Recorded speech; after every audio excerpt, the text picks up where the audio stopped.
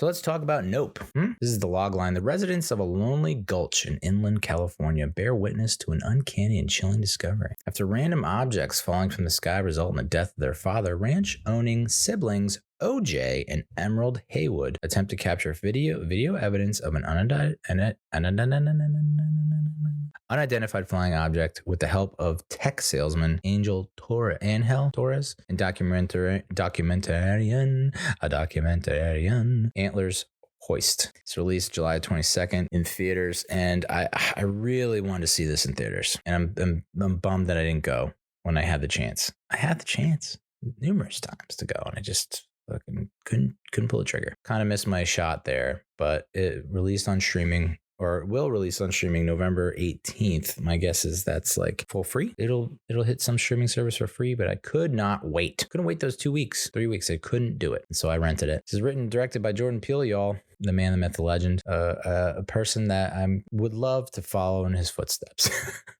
To have that kind of career where it's like hit sketch comedy show and then just blockbuster movies that no one saw coming based on your sketch comedy. Although I kind of did.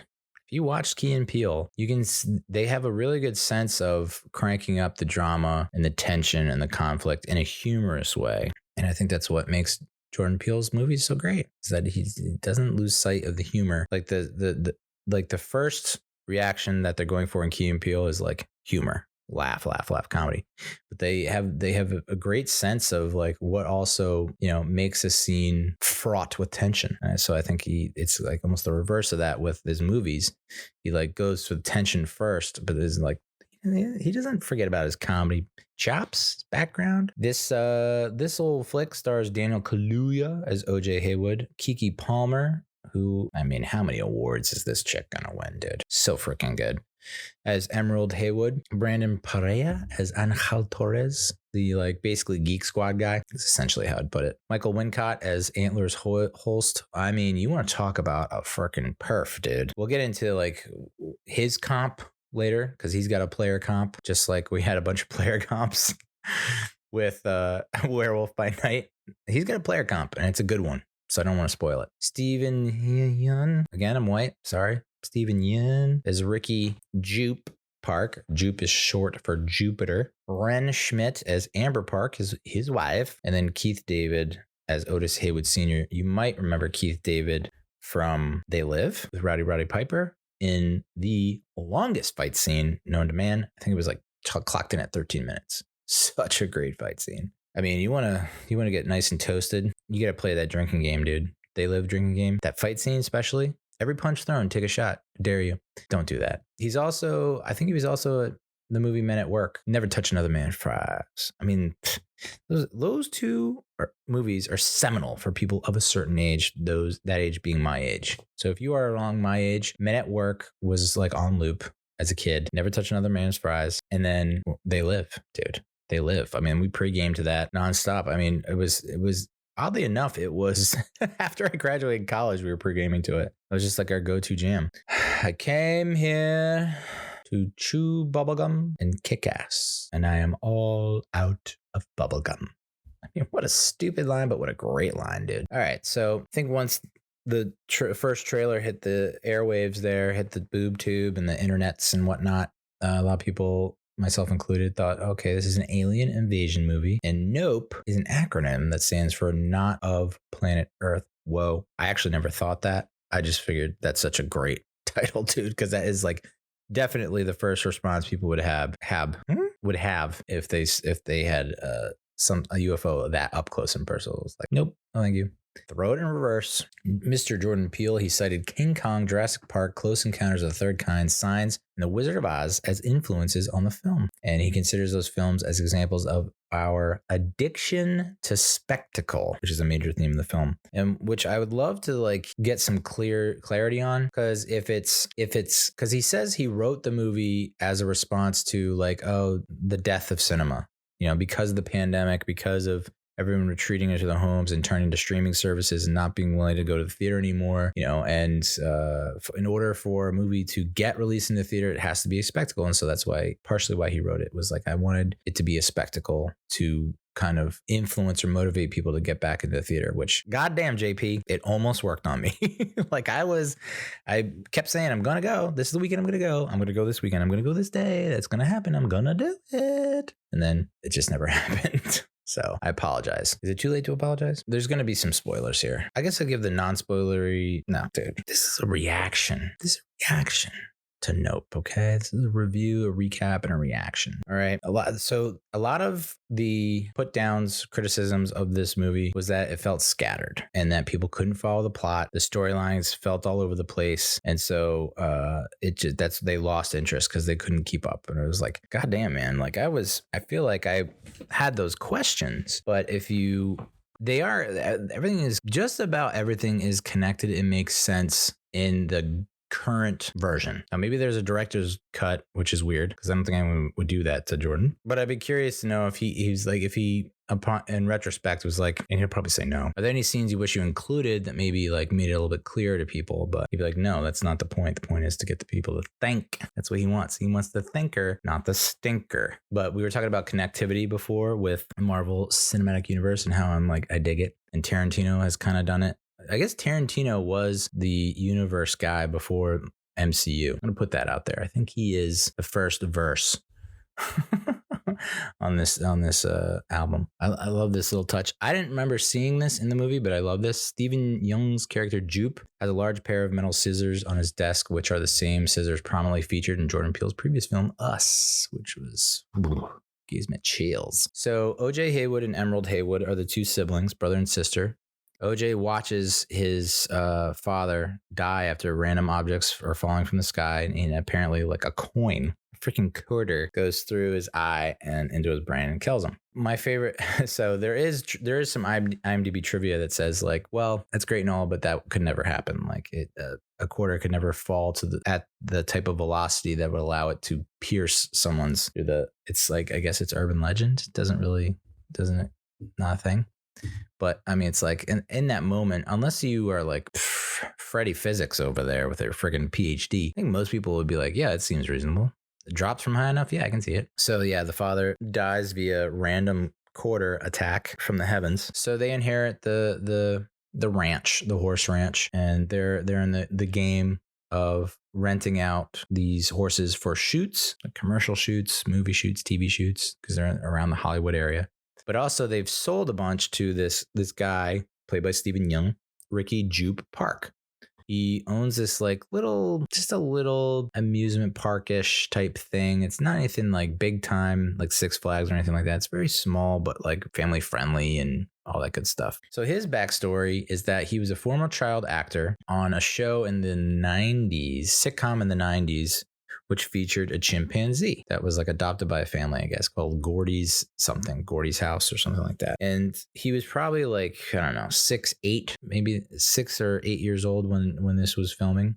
And the movie opens with this chimpanzee with what looks like a dead body on the floor and an empty studio audience, like an empty studio. There's no audience and there's just crap everywhere, blood everywhere. And this chimpanzee walks out and like kind of like bats the dead body's foot, sits down, takes off the party hat, and it's just like, what? And then it looks over at the camera because we're seeing all of this from underneath. Do you know it's under the table at that point? I don't think so. But from this vantage point, you're looking out towards the audience, and you can see this chimpanzee just sit down, take off his birthday hat, and then like lock eyes with the camera. So it's like, okay, what movie is this? Did I rent the right one? Like, is this what was that movie with Joey from Friends? Like where the monkey is a baseball player? Really creepy start to the movie. Turns out, I mean, this is a pretty good reveal, and people are like, they're not understanding the connection between that subplot and the main plot, but it's like, it's pretty, I mean, it kind of shows and tells you what's what. I guess you could not have included a lot of that backstory, but then maybe people would have had questions about about his motivations. And even I, after watching it, I'm like, this is a little hard to believe. So he's a child actor. He was a child actor on the show in which and he tells the story, but he tells it in a way that's like, oh, SNL did a parody of it, a skit parodying the tragic events. And so he decides to kind of tell that story of like, oh, Chris Kattan played the chimpanzee and Anna Gasteyer was da-da-da-da and Daryl Hammond was blah, blah, blah. And he decides to tell it like that way. And you're like, this guy seems like he wasn't too beat up about it. He wasn't like deeply impacted. He wasn't affected. That's interesting. Like if SNL did a parody of it, I guess can't be that bad. The event that happened. And I'm sure a psychologist watched that and was like, oh yeah, well he talks about how, he kind of ends the story with like, oh yeah, and he gave me a fist bump. And we did the first fist bump ever. We created the fist bump. Me and Gordy the chimp that went wild on set. Oh my God. So he's this Jupe character, has his own park, last name's Park. Interesting. Called Jupiter's Claim or something like that. Very interesting name. And I haven't even looked at the significance or the meaning behind him being named Jupe or Jupiter or his nickname. And what does Jupiter's Claim mean? I mean, there's so much to unpack here, so much to peel back. So yeah, he basically is telling the Haywoods, because the Haywoods are trying to sell another horse to him. They've already sold 11. And he's like, OJ asked him like, would it be possible if could we ever like buy those horses back from you? And he's like, oh yeah, we can talk about that. Let's set up some time to talk about that. And it's like, yeah, that's such a simple little thing that probably goes unnoticed by a lot of people, but it comes back and you understand why towards the end. But the whole revelation of like Ricky Jupe's backstory, after you see that, you're like, whoa, dude. Like psychologically, I feel like if I was put in that position, if I'm a child actor, if I just witnessed the horror of a chimpanzee just friggin' tearing people's faces off and I'm hiding under the table and I see that thing look at me, I'm shitting my pants. I think I just did now and I'm not even in that real life situation. But then, so the chimp, it's revealed the chimp comes up after just demolishing everyone, which is triggered by balloons popping. That was another question that I had, is like, why did the balloons popping trigger him into going gonzo style? And what are these sudden noises have to do with other animals like flipping the switch? That wasn't really explained. But as far as Jupe's storyline goes, if I'm a child actor, I see all that shit, I don't know that I ever want to remember it per se. And I'm going to bury that deep down. Like I'm not going to try and monetize that trauma like he did. Like he had a secret little room that is almost like a shrine or a museum to this insane moment in TV history that he was part of. And yet he charges people like obnoxious amount of money to come and like look at it and stay in it and sleep in it. And it's just like, so he's making money that way. And he seems like such an upbeat, happy character. But I think after watching that freaking scene with the chimp going nuts and him under the table, it's like, oh, you've kind of, your mind is trying to protect you. Like that was the whole point of Mr. Robot. It was just basically his brain playing tricks on him to protect him from the harsh reality of like everything that's going on. Got it. And so that's how traumatic this event was the guy thinks after the chimp literally has destroyed everyone and comes over and the kid thinks is probably going to eat him, the chimp like reaches out for a fist bump. His bloody, I mean, that was such a freaking scene, dude. Reminiscent of E.T. in a little way. I mean, E.T. wasn't covered in blood, I don't think. But that whole moment, the fingers like touching, we got that with the chimp and little mini Jupe. The first fist bump, that was that right there, shot of the year has to be. And he's so young and so impressionable that, it's like, and memories are such a finicky thing that he has taken this very traumatic event that would most likely like cripple a lot of people mentally and socially and whatever, psychologically, and he's somehow twisted it into like, yeah, we created the first fist bump. Like he's just stuck in this world, this delusional world stage, if you will, that like it doesn't feel like he's fully processed everything. It's like, dude, what is happening? Like, are you okay? Like you're way too chipper and happy and proud. And but so they tell that story so that when you get to the point where you figure out XYZ, it's like, well, this is how this was allowed to happen and go on. It's because he had this like crazy freaking incident when he was a kid. And it's like, what type of incident would what would put you in that kind of mindset to think that you can do this show that you put on at the Star Lasso Experience or whatever it is? Like what,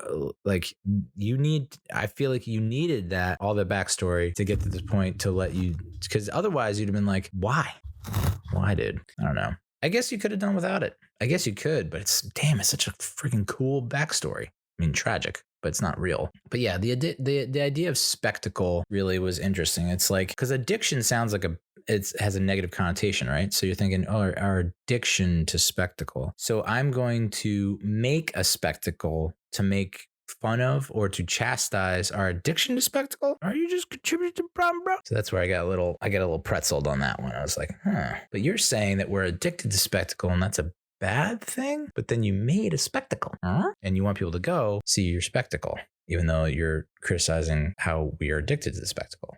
Jordan Peele, you son of a gun, dude. Getting my brain all kinds of like firing off here, but also very confused. So yeah, there was a lot of themes to this, right? It was like, first and foremost, animal abuse, I guess, right? The idea of you can't tame a predator, which I didn't think a chimpanzee was a predator, but goddamn, yeah, they can tear your face off. That's predator. Not too many rabbits pulling that off. You know, at one point, the cinematographer Antlers Holst. So through the course of the movie, they find out that this aerial phenomena, I'll call it. I'm not going to call it UFO. Or no, I'll call it UFO. It's fine. It's UFO. They need to get video evidence because they were like, all the evidence that is out there friggin' stinks. It's low res, it's, blurry, low quality shit. Like we need to get some high quality HD 4K up in this and get this on video and be like, this is it. But of course, it ain't that simple because this thing, the UFO, can basically knock the power out. So electricity goes down. So a lot of the cameras go down. Although this Geek Squad guy was like, no, this is the kind of camera that runs on blah, blah, blah. And so it won't go down, of course, sure enough. Like when the event is happening, one of the events is happening, there's like, I guess, quote unquote, attack, and it reveals itself. There's like a praying mantis on the lens.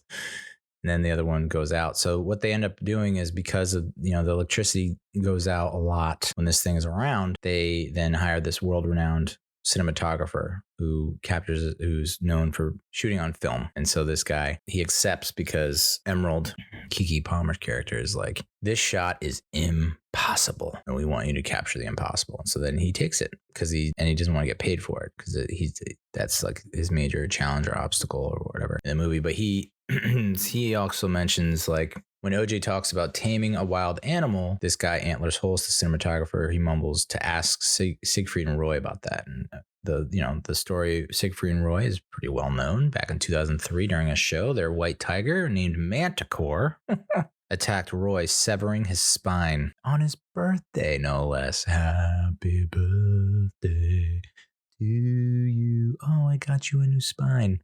He did survive, so I can make that joke. He did survive, but it did leave him injured. And so that's one of the running themes is this theme of animal abuse that man's dominion or domain over the animal world. Who are we, or kind of the pointing the finger at us, like, are we really that arrogant to think that we can control the entire animal kingdom? I think that's part of it, is like, hey, maybe we shouldn't be trying to like, and maybe it's a commentary on zoos in general, or like, amusement parks, SeaWorld, anything where there's like animals being used for entertainment. It's like, that's not their purpose, like to entertain.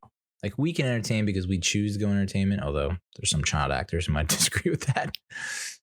The child actor angle. Mankind will risk everything for spectacle, and you can't tame a predator. Those are basically the two themes there. The twist. Let's talk about it, because I think it is a twist, in my opinion. Every time we see the UFO, it looks like a cowboy hat, which I thought was an interesting touch. It was like, I could see how some people tuned out and were like, are you fucking kidding me? It's a cowboy hat. And then me, I was like, that's interesting. And what are they trying to say with, I was more of like, what are they trying to say? Because, if you had shown this to me and like, it's not from Jordan Peele, I would probably not have like looked at it with such a fine eye. But once I saw his name is attached to it, I'm like, okay, I'm going to analyze the fudge out of this. So while Jordan Peele didn't explain the significance of the deadly chimpanzee attack witnessed by Jupe as a kid, it is meant to show that you can't tame a predator and mankind will risk everything for spectacle. Jupe exploited the Gordy's home massacre for profit and similarly thought he could tame the UFO for a show business opportunity. And that's what you see towards the front half of the movie is OJ, trying to chase down a horse. He goes kind of the far end of the ranch and he sees and hears like this, like kind of a show environment. There's a guy on a microphone making a lot of announcements and there's some music and clapping. And so he knows that there's some kind of spectacle or show going on over at the park. Jupe's survival of the chimpanzee attack gave him the mistaken impression he could tame an alpha predator who are often unpredictable. So that would explain why he's been doing this like insane show with this UFO. So the big twist, the UFO is not a spaceship or a flying saucer. It is an actual creature. What a move. What a freaking move, dude. I don't know that that's ever been really done, the whole UFO game and the UFO, entertainment space, but UFO is not a ship. It's an actual living organism. And so that's why when it sucks up, it's been mostly eating horses, and that's because Jupe has been feeding it horses over at the park. That's like part of the show is like, hey, check out this, watch this. And then the UFO quote unquote creature appears, sucks up a horse, and everyone's like, yeah. But the alien animal form, the UFO animal is inspired by sea creatures, jellyfish, octopus, squid, electric eels, and knife ghostfish, which moves without fins. That's baller, dude. That is baller. There's a quote at the beginning of the film. It's from the book of Nahum, the Bible's Old Testament. In it, the prophet Nahum tells the story of the city of Nineveh, how it was marked for destruction by God in 40 days. Because of the wickedness of its people, God promises to make spectacles of them, just as they made spectacles of their own sin, until Jonah convinces them to repent. So this movie draws many parallels from that story and the lengths people will go to hoping to take advantage of spectacle and the consequences thereof. The treatment of Gordy and his eventual rampage, Ricky's attempt to create a bond with the alien with no regard to its malevolent nature, the deaths of the TMZ cameraman and Antlers Holst, Antlers Holst, his death. So the similarities to Jaws are numerous. I thought this was a great point that I found on IMDb. The flag stuck in jeans, so they for whatever reason, because it doesn't look like that, but they call the UFO jean jacket, which I thought was cool. The flags stuck in Jean Jacket's mouth are similar to the barrels stuck in Jaws' mouth. Antlers is clearly a Quint character, which Quint is this kind of grizzled older guy who's seen it all and has been, basically deeply affected by this friggin' shark. Antlers' flying purple people eater speech reflects Quint's USS Indianapolis monologue. When Antlers is manually rolling his camera, it's the same as Quint reeling his fishing pole while he's fishing for Jaws. So Antlers, to me, was the coolest dude in this movie. And I guess that's, I don't know if that's a good thing or a bad thing, but I just thought he was like, every time he's on screen, every scene he's in, steals the show, dude. It's funny that when Jupe tells the story about, the SNL mocking Gordy's rampage, Chris Kattan playing the chimp. Apparently there was an early 80s SNL recurring bit called I Married a Monkey, where Tim Kaczynski acted alongside a chimpanzee. And in the book Live from New York, An Uncensored History of Saturday Night Live, which I have never read, way to go, Neal, the sketch finally ended on season 9, episode 11. He joked that the chimp had tried to kill him before, but in the dress rehearsal for the episode, the chimp flew into a rage and really tried to inflict harm. According to Kaczynski's, the chimp's teeth were removed as a result. Ay, dude. But it's funny that they decided that Chris Kattan would be playing the chimp, because Chris Kattan did play a monkey-like type character called Mr. Peepers, if you remember, from SNL in the 90s, where he basically would just jump around, make weird noises, and then he would hump people and lick them and chew on them and do all the things that like a monkey might do. And to calm him down, they would give him like an apple, and he would just go to town on the apple, just like eat it in like 2 seconds and throw it away.